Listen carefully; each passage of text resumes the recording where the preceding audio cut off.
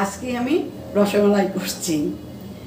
1.5 litre দুধ এনেছি। দুধটাকে আমার হাফ করতে হবে, তাই দুধটাকে এখন আমি জাল দিচ্ছি।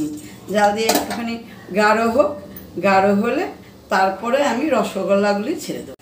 এবার আমি অনেকটা গাঢ় হয়ে গেছে দুধটা, এবার আমি একটু চিনি দেবো।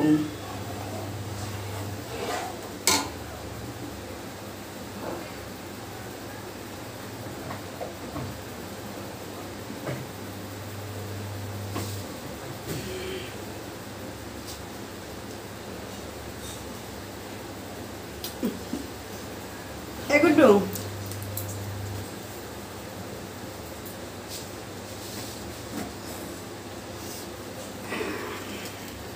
এবার আমি কিছুটা চিনি দিয়ে নিই, যে যেরকম মিষ্টি খায় সেই অনুযায়ী। এবার একটু গাঢ় হবে, তারপরে আমি চিনিটা বুঝে নামানোর সময় দিয়ে নেব।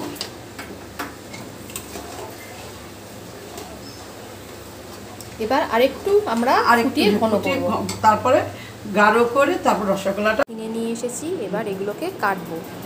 এবার রসগোল্লাটা কিনে নিয়েছি, এবার এটাকে আমি 4 পিস করব।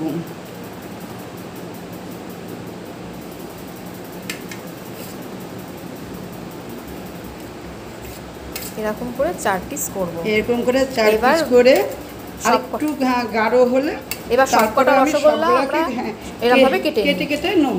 রসগোল্লাগুলোকে আমরা পিস পিস করে কেটে নিয়েছি। এবার আমি দুধটা ঘন হয়ে গেছে, এবার আমি রসগোল্লাকে কেটে রেখেছিলাম, সেই রসগোল্লাগুলিকে আমি এবার সুন্দর করে ছেড়ে দিচ্ছি। এবার একটু টকবক করে ফুটে উঠলে তারপরে আমি নামিয়ে দেবো। হয়ে গেছে আমাদের হোমমেড রসমালাই। একবার একটু বাড়িতেও বানিয়ে খান, দেখুন কেমন লাগে।